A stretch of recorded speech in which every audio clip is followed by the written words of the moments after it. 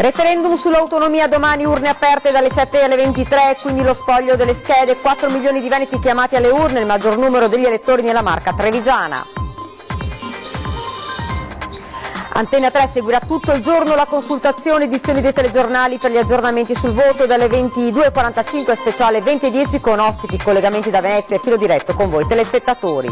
Allerta smog in Veneto, il ministro dell'ambiente Galletti, oggi nella Marca, Bacchetti e sindaci, abbiamo dato le linee guida ma le ordinanze toccano ai sindaci. Accoltellò un nigeriano in via Piave a Mestre, il responsabile individuato ed arrestato dai carabinieri per tentato omicidio a un ventenne tunisino, girava libero in città.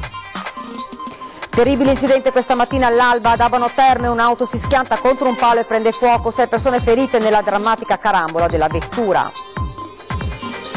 La legge regionale è ingiusta, i centri di preghiera sono un punto di riferimento per noi, l'appello della comunità musulmana veneta riunita oggi a Treviso, anche noi dicono vittime del terrorismo. Bocconi avvelenati sul Montello, 3 cani sono morti, il vice sindaco di Volpago avverte non portate i vostri amici a 4 zampe, potenziati i controlli della forestale.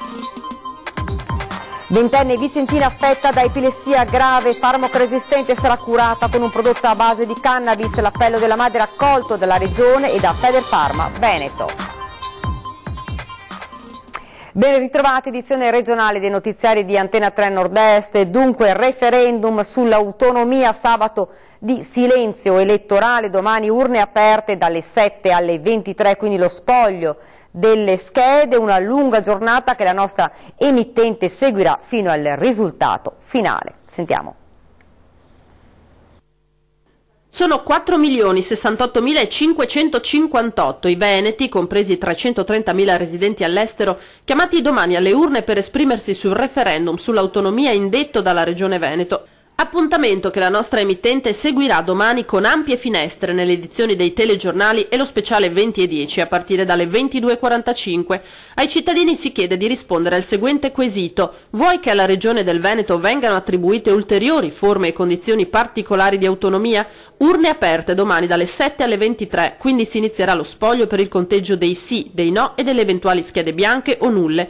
La Marca trevigiana, la provincia con il numero di elettori più consistente, 763.833, a Rovigo il numero più basso, 202.630, a Belluno, dove gli elettori sono 209.678, si voterà anche per l'autonomia della provincia, 4.739 le sezioni elettorali nell'intera regione. Per votare gli aventi diritto dovranno recarsi nel loro seggio abituale, quello indicato nella scheda elettorale, ma trattandosi di un referendum consultivo non sarà necessario presentarla, basterà esibire un documento d'identità.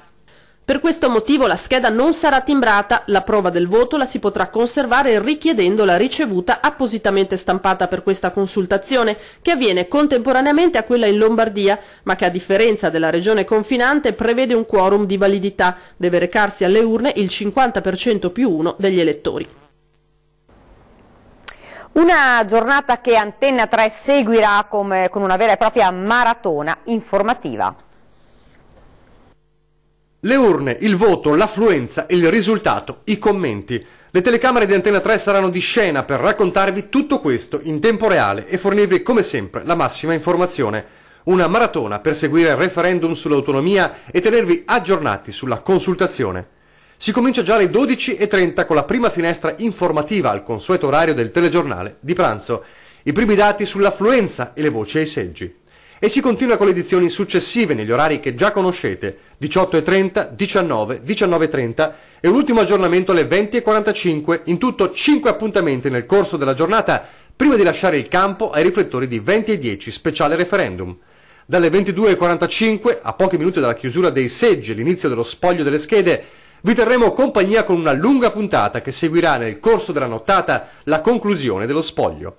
Doppio collegamento da Venezia con Palazzo Ferrofini e Palazzo Balbi per i risultati finali e i commenti con tutti i protagonisti del referendum. E poi ospiti in studio per discutere a caldo sul voto. Massimo Bitonci della Lega Nord, Roberto Caon di Forza Italia, Federico D'Inca del Movimento 5 Stelle e Giovanni Tonella del Partito Democratico. Infine, ma non di minore importanza, la linea diretta con i telespettatori, attraverso i social un canale privilegiato per dare voce proprio a voi. Lasciamo quest'ampia pagina dedicata al referendum sull'emergenza smog in pianura padana. È intervenuto oggi il ministro dell'Ambiente Gianluca Galletti, presente ad un incontro nel trevigiano Castello di San Salvatore a Susegana, ministro che non ha esitato nel bacchettare i sindaci. Inquinamento atmosferico. Il governo bacchetta i sindaci. L'occasione è il Forum internazionale su agricoltura e ambiente che si è svolto nella splendida cornice del castello trevigiano di San Salvatore a Susegana. Concetti chiari da parte del ministro dell'ambiente, in particolare sul ruolo del governo in tutta la vicenda smog che sta soffocando la pianura padana. Noi abbiamo fatto nei mesi scorsi uno sforzo organizzativo di coordinamento molto forte. Abbiamo lavorato su un protocollo d'intesa con delle azioni strutturali di medio periodo e con delle azioni che devono entrare in funzione nei momenti di emergenza. Disposizioni che però pare non siano seguite dai territori, con regioni, province e comuni. Corse in solitaria decisamente criticate dal ministro Galletti. Io quello che mi raccomando è ai comuni di attenersi il più possibile a quel protocollo. Poi io più che avere una funzione di coordinamento non posso fare, perché poi il blocco del traffico spetta ai comuni, decidere la temperatura delle case spetta ai comuni, le regioni hanno altre competenze, quindi bisogna agire uniti. Oltre all'unità nella gestione delle giornate senza traffico, nelle disposizioni sui riscaldamenti e la gestione dei dati sulle quantità di polveri sottili nell'aria, il Ministro ha annunciato l'impegno a sostenere più verde nelle città. I boschi hanno un'importanza fondamentale e nel pacchetto di misure che abbiamo varato proprio la settimana scorsa a Bruxelles come Commissione Ambiente Europea c'è una parte dedicata ai boschi, proprio perché anche l'assorbimento dei boschi verrà contabilizzato ai fini della riduzione del 40% di CO2 da attuarsi entro il 2030. E continuiamo a parlare di smog. Scattano a Padova il 6 novembre le misure di contenimento dello smog con il blocco delle auto non catalizzate, ma se la situazione non dovesse migliorare a rischio anche i fuochi d'artificio di Capodanno.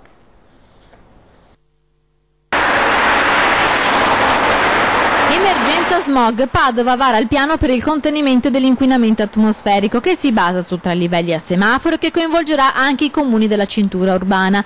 Passa però come prima fase una linea morbida, non verranno bloccate le diesel Euro 4, mentre lo stop alle diesel Euro 3 scatterà solo all'accendersi del semaforo rosso, quando cioè per 10 giorni consecutivi verrà superato il limite di 50 microgrammi per metro cubo di PM10. Semaforo verde che già blocca 0, 1 e 2 diesel, 0,1 benzina, temperatura 19 gradi, stop per i motori accesi di bus e tutti gli altri veicoli. Questo continuerà fino al 13 aprile, quindi misura base, dopodiché superati i 4 giorni soglia partirà una forte comunicazione del Comune che inviterà ad alcune azioni prudenziali e dopo 10 giorni stop agli Euro 3 diesel. I blocchi riguarderanno tutte le emissioni di calore, dalle polveri delle auto al riscaldamento. Questo significa che se ci saranno giornate critiche nel periodo delle festività natalizie potrebbero essere a rischio lo spettacolo pirotecnico di Capodanno e forse il Brusa alla Veccia del 6 gennaio, anche se su questo punto l'assessore rassicura.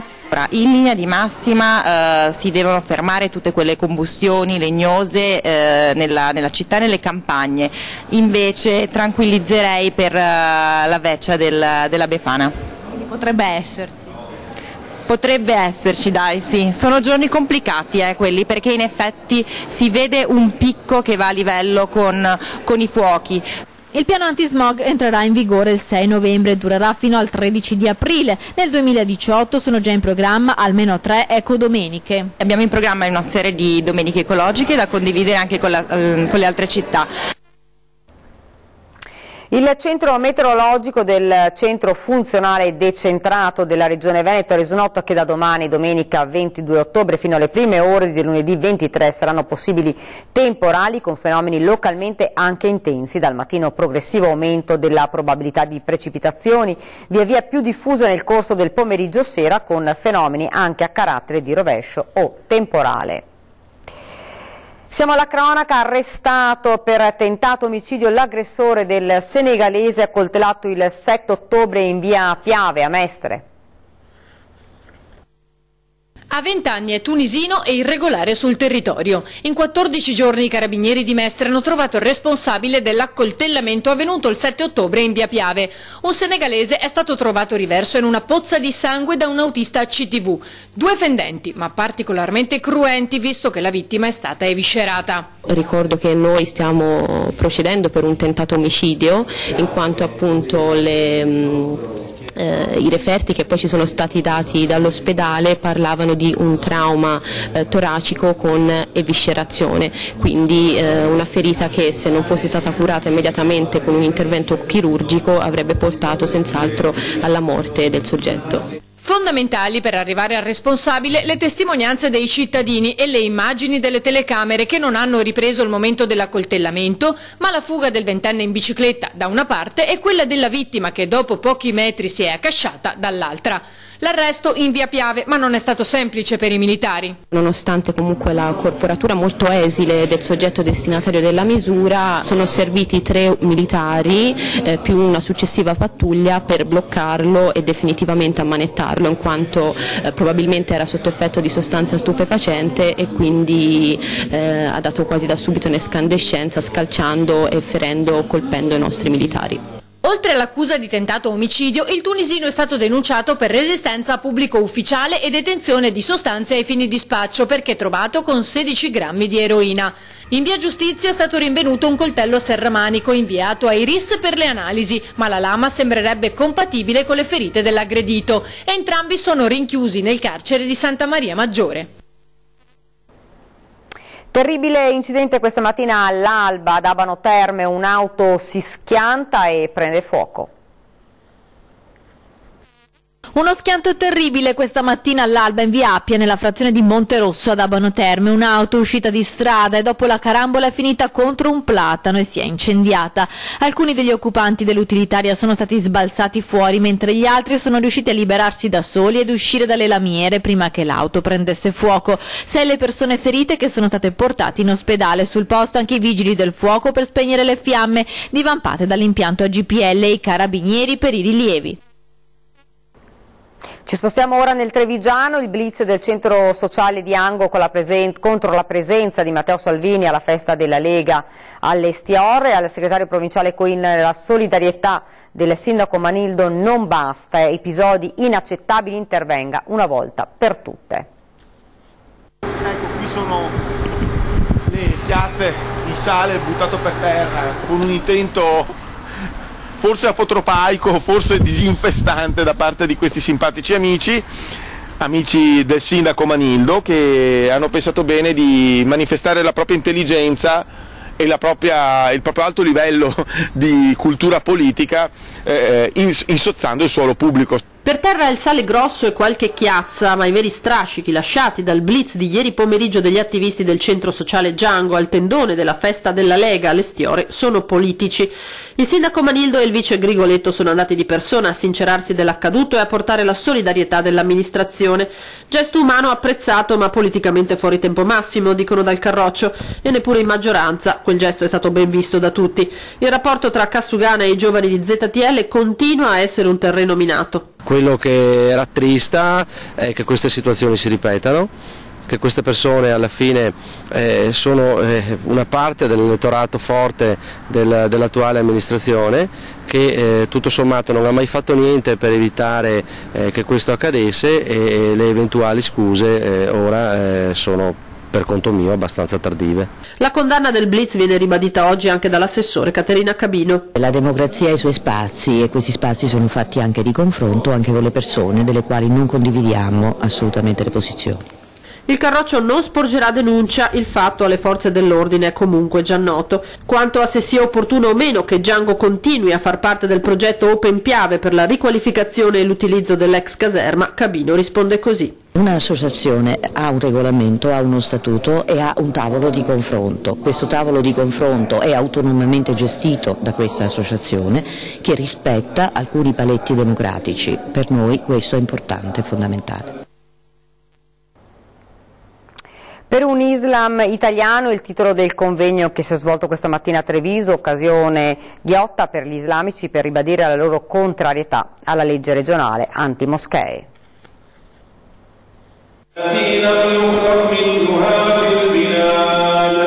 I centri di preghiera sono importanti perché sono un punto di riferimento per tutti noi. L'appello dei musulmani veneti arriva dal convegno per un Islam italiano, dove è arrivata immediata la frecciata contro la regione colpevole di aver varato la legge anti-moschee. Il presidente della Federazione Islamica del Veneto sull'argomento è chiaro. Qui nel Veneto è venuta fuori la legge anti-moschee che vieta l'apertura di altri centri culturali islamici, e questo è un fatto un po' che ci ha dato un fastidio, perché il centro culturale è un punto di riferimento, è un punto dove si va a adorare Dio, non si va a fabbricare bombe o fare terrorismo. Più volte dice: siamo andati in regione per chiedere spiegazioni ma nessuno ci ha ascoltato. I centri di preghiera, spiega, non devono essere chiusi, anzi ce ne vorrebbero di più.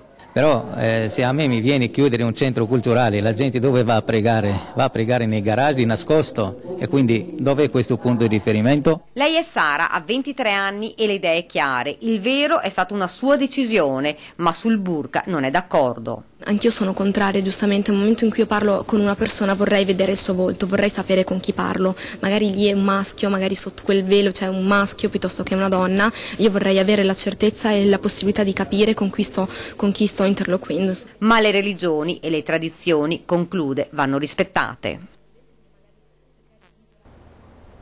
Bocconi avvelenati sul Montello, 3 cani sono morti. Il vice sindaco Renato Povelato avverte: non portate i vostri amici a quattro zampe. Intanto sono stati potenziati i controlli della forestale e dei vigili urbani. Esca il cianuro lasciate qua e là sulle prese del Montello, almeno 3 cani sono morti, l'ultimo un pastore tedesco di 7 mesi, la proprietaria è andata in comune tra le lacrime a spiegare quanto era accaduto, non ha potuto fare nulla per salvare il suo amico a 4 zampe, ma spera che l'amministrazione comunale avverta le persone, e così è stato. Il vice sindaco Renato Povelato ha lanciato un appello: non portate i cani sul Montello, soprattutto sulla presa 15, è troppo pericoloso. Non solo, ma l'amministrazione comunale ha già avvisato la forestale di vigili urbani che ora andranno a caccia dei bocconi avvelenati. Un autunno davvero caldo per queste colline bellissime, molte segnalazioni dei residenti per cacciatori troppo vicini alle abitazioni, tanti parcheggi selvaggi e moltissimi cercatori di funghi. A questo si aggiungono gli ecovandali ed ora anche queste persone senza scrupoli che lasciano bocconi avvelenati lungo il Montello. Ed ora ci fermiamo un attimo, c'è la pubblicità. Migliore. Rieccoci in studio con l'edizione regionale dei nostri notiziari ed ora vi raccontiamo la battaglia di una mamma. Coraggio. È veramente difficile poter anche spiegare a Serena che per legge io non ho in frigo il farmaco che le posso dare. E dalla prossima settimana il farmaco sarà disponibile. Elisabetta Manfrin, una mamma coraggio, la sua è una battaglia per permettere alla figlia, Serena, a 20 anni, affetta da una patologia completamente sconosciuta alla medicina, di smettere di soffrire. Per lei 0 diagnosi, 0 esenzioni, 0 piano terapeutico. L'unico modo per aiutarla a superare le crisi epilettiche e respiratorie è l'assunzione di un cannabinoide, la betrolite. A giugno si sono esauriti i quantitativi di importazione dall'Olanda e per la ragazza è ricominciato il calvario. Elisabetta ha fatto appello ai vertici regionali, una richiesta che ha toccato le giuste corde. La Regione si impegna a far entrare, grazie a una deroga, una modifica della legge, anche l'epilessia come quella di Serena fra le malattie che potranno accedere a questa fornitura tramite servizio sanitario. Finalmente potrò curare Serena dalla prossima settimana, però è una gioia a metà perché ho il farmaco per Serena, però solo per Serena e tutti gli altri pazienti, e sono tanti. Una felicità a metà, dice Elisabetta al nostro microfono. Serena senza questo farmaco, oltre ai dolori lancinanti, rischierebbe il soffocamento, e quello che fa arrabbiare sua madre è il pregiudizio nei confronti della cannabis terapeutica.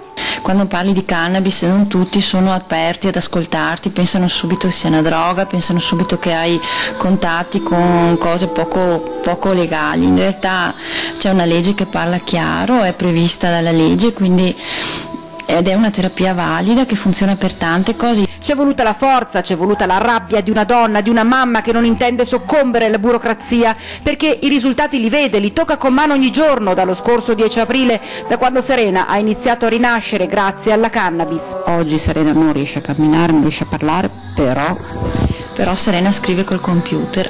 La cannabis, oltre a ridurre le crisi epilettiche, l'ha anche resa più attenta, più partecipe alla vita sociale, meno agitata e quindi più facile per lei scrivere. Lei ha scritto frasi tipo "il mio corpo è pieno di gioia perché non sente dolore".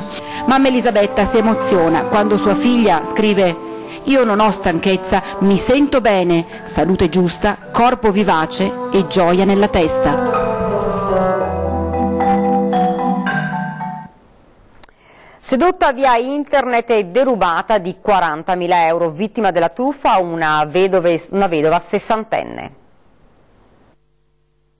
Si era presentato via internet come un petroliere americano innamorato dell'Italia, rispondendo all'inserzione di vendita della casa di una sessantenne di Brugine, e sempre in rete tra la vedova e il sedicente uomo d'affari è scoccata la scintilla. Dopo scambi di foto e di messaggi, l'imprenditore di mezza età si dichiara: "Mollo tutto e vengo a vivere in Italia". Nell'ultimo contatto tra i due, il sedicente petroliere affermava di essere stato bloccato all'aeroporto di Malpensa per una questione di vaccini e di avere bisogno di 40.000 euro puntualmente versati dalla vedova innamorata. Secondo le verifiche dei carabinieri di Piove di Sacco, ai quali la donna ha sporto denuncia quando ha capito di essere stata truffata, i conti correnti dove era stato versato il denaro erano intestati a un nigeriano. Ed è proprio tutto per questa edizione del nostro telegiornale, vi lascio alle previsioni del tempo. Grazie davvero per averci seguito e buona serata.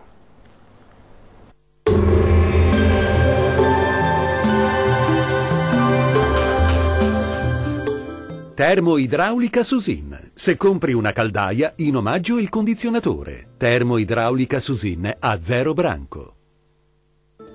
Una perturbazione atlantica sarà responsabile di un peggioramento del tempo e anche di un clima ben più fresco rispetto ai giorni scorsi. Vediamo il dettaglio. Sul Veneto maltempo con cieli coperti e con rovesci e temporali diffusi ovunque, anche forti sui settori centro-orientali della regione. Nevicate poi fino a 1200 metri sulle Alpi più settentrionali. Diamo uno sguardo alle temperature, le massime saranno comprese tra i 14 e i 19 gradi, minime tra 8 e 12 gradi circa. Spostiamoci ora a vedere la situazione del Friuli Venezia Giulia.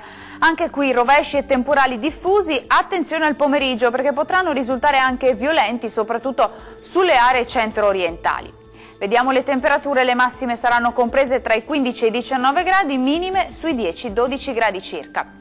Raggiungiamo infine il Trentino Alto Adige, molte nubi con rovesci e temporali diffusi anche sulla nostra regione. Calo sensibile delle temperature entro sera con qualche nevicata su Alpi e Prealpi fino a 1200 metri. Le temperature massime saranno comprese tra i 16 e i 19 gradi, valori notturni tra 7 e 11 gradi circa. Il mare sarà mosso sulle coste e poco mosso al largo, i venti settentrionali moderati o forti sulle zone costiere, forti e settentrionali al largo. Dal nostro meteo è tutto, arrivederci.